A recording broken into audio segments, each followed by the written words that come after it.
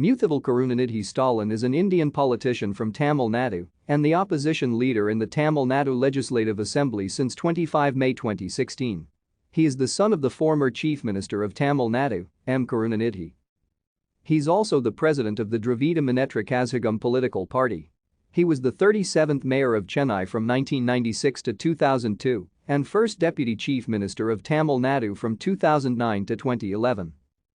M.K. Stalin was placed 30th on the list of India's most powerful personalities in 2019 by the Indian Express.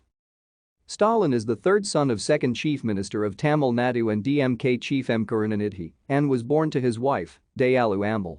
Stalin was born in Madras, now Chennai, on 1 March 1953. Karunanidhi was addressing a condolence meeting for Soviet leader Joseph Stalin, who died only 4 days after his child was born, and thus decided to name his son after Stalin. Stalin studied at the Madras Christian College Higher Secondary School.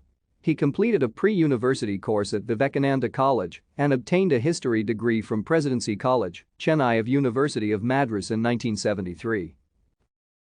Thank you for watching. Like and subscribe if you would like to view more of our videos. Have a nice day.